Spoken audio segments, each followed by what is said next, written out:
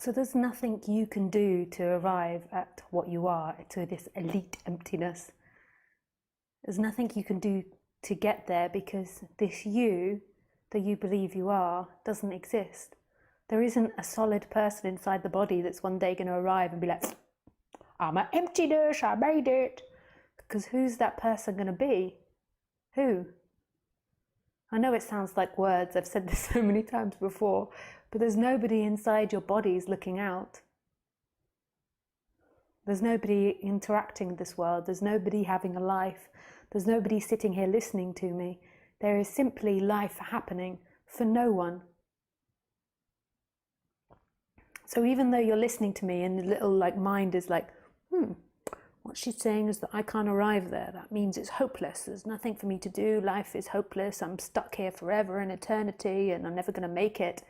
Even though that voice is going off in your head, that's not who you are. That's simply a voice appearing. It's chemical reactions happening, giving the appearance that somebody's speaking to you. And your consciousness and that voice are so close together, you think that they're one and the same thing. You think that the experiencer in that little voice is like,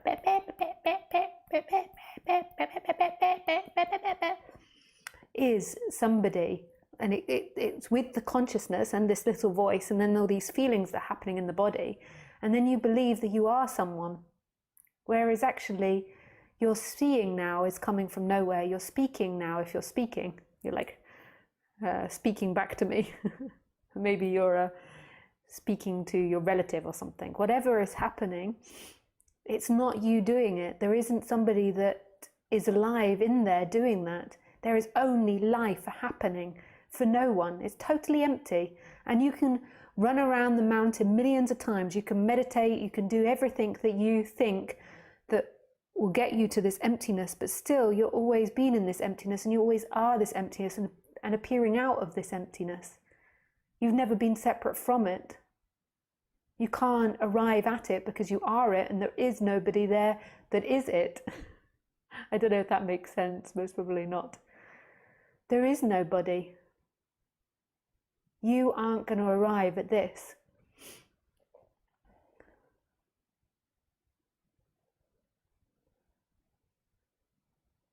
Ever.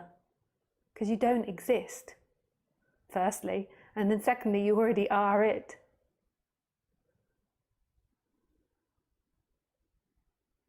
And what is fooling you is this mind that's like having a commentary in your brain, producing feelings in your body. Those are taken to be who you are, and then that you is always looking to improve the feelings in its body by external reality, or the apparent external reality, by getting this, getting a new house, getting this, getting that. So this you is always striving to get all these things.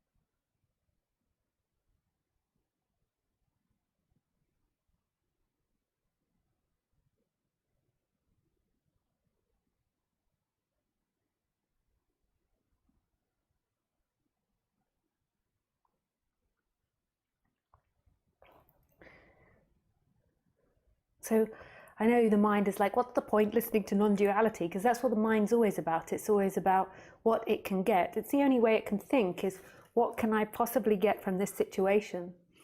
So when I'm listening to Lisa, I'm here because I want to become enlightened, or I want to become free. Whereas that's the story you tell yourself, and there isn't a solid you that can become free. You've only got this moment, and it's happening beyond you. This person is always insistent, I must get something, I have to get something. This has to be for a reason. It's got to be for getting me more peace, or getting me here, or getting me there. And that's what it appears. So it appears that this person, this voice inside your head, has choice. So if I gave you a choice between a cucumber and an orange, it would appear like you had a choice. It would appear like you could be like, oh, I would like an orange. That taste is most tasty. And that feels like you have free will. So it feels like you can choose between listening to me and listening to another speaker, or going and practicing yoga, or giving up entirely. It feels like you have a choice. And Ramesh always used to say that's really important, the appearance of choice, because it makes you feel free. Otherwise, you'd just feel like a robot. You'd feel trapped. But it's not actually a free choice, because that choice is predestined.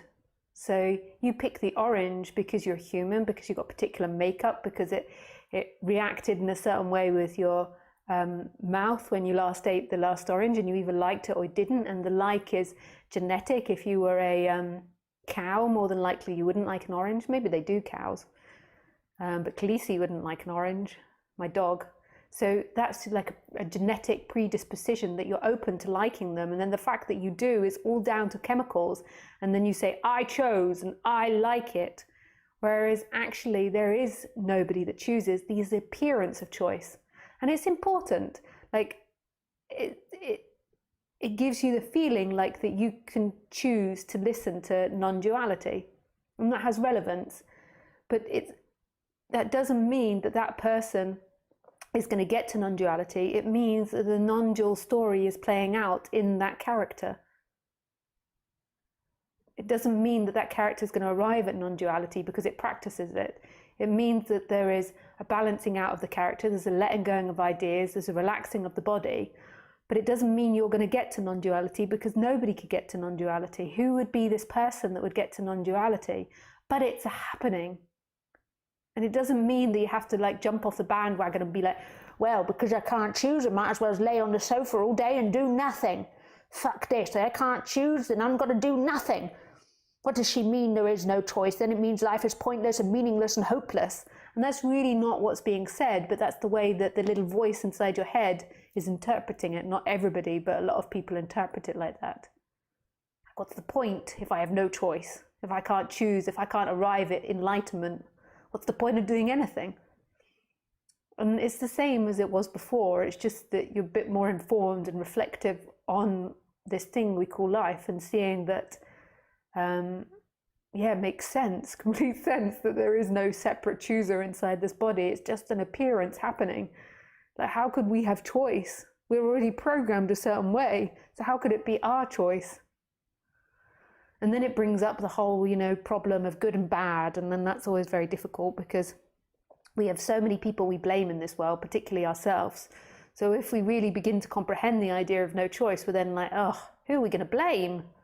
Can't blame the politicians, can't blame the weather, can't blame the neighbour, can't blame Lisa, can't blame myself. If there is no choice, then it's nobody's fault. Bingo!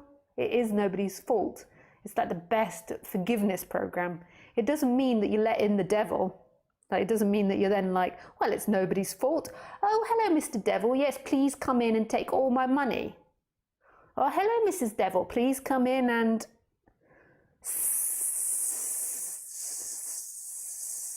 suck me clean of all my money. It seems to all be about money.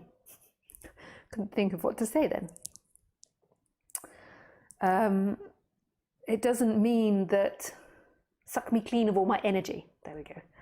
It doesn't mean that you welcome your door to everyone. Like, on the human level, there's still like, no. Like, if you saw a tarantula, you'd be like, no. If you see a human that's like got a vacuum after your energy, like, it doesn't mean you have to be like, oh yes, there is no choice, please come take me, take my energy, take all my goodness. You can be like, out, just like you can with a scorpion. But it is nobody's choice. That's just a programming. Like, information has gone in that narcissists or these types of people do that, and it's not good for me. And it feels like you're choosing, but it's actually a programming of the system. Like, new data has gone in. Boop, boop, boop, boop, boop, boop, boop. Narcissists, stay out. outside, in the rain. Please, please, miss, I have no food. I don't care, out in the rain. Narcissist out. So you can do that, but that doesn't imply choice.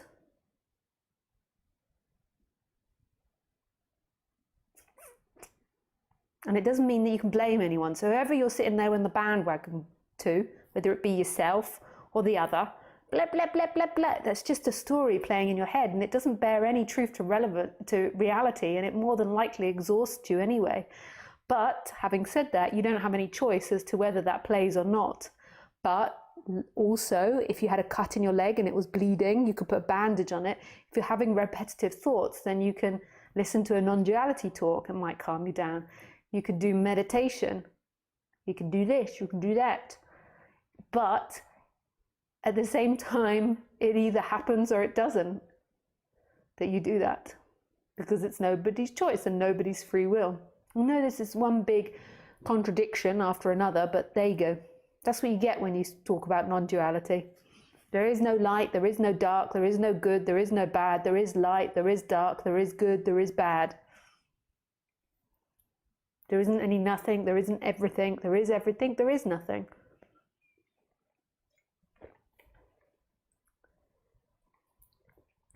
So what does this mean for you?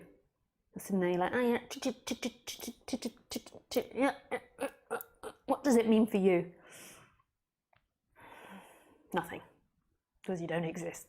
There's only this. Nothing. Nothing. Nothing. You just think about yourself, and you have this image of yourself, and it's not true. It's not who you are. You are this. This is it, baby. This is it.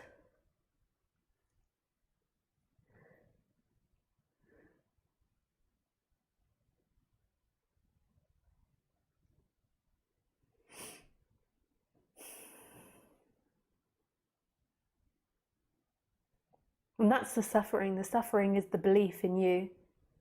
The belief that there is somebody there that can do something, and that you've got to be something. You've got to get pleasure and get away from pain. You have to be something. You don't have to be anything. Who is this you that has to be something? And that's the game, the constant running in the hamster wheel. Pleasure, pain, get pleasure, away from pain, pleasure, get away from pain. Whereas life is circular. You get half pleasure, you get half pain. It's good, it's bad, it's ugly, it's beautiful. And then the ultimate reality, it's not any of that. It's just a kaleidoscope of every possibility happening. And consciousness, who you are, the experiencer, nothing, or emptiness, whatever you like to call it. Like you could see consciousness as like a vessel to that emptiness that you are, the watcher, the knower of what's happening. This doesn't care. It's not got any perspective. It doesn't care if it's watching a murderer or a saint, or the Democrats or the Republicans or the Labour or the Conservative. I don't know other parties in other countries. It doesn't care. It couldn't care less. Couldn't care less whether you pick your nose when no one's looking, whether you flick it or eat it, whether you fart all day long, whether you are helping people all day long. Consciousness couldn't care. You don't get any points for being good. I know that's contradictory to Christianity, because Christianity is all like, if you do good, you go into heaven. If you do bad, you go into hell. So our mind, our setup is to think that good people will get enlightened. And I can tell you that's not the way. It doesn't matter if you're a good person. You can be a bad person and become free. More than likely that will change the body-mind, and that body-mind will have no interest in doing harm to others. But if it's been conditioned to be a thief, maybe it carries on being a thief.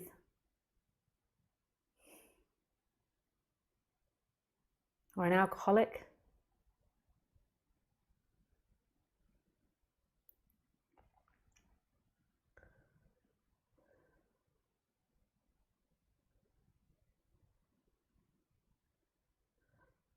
I don't know if you've done lots of spirituality, there is like,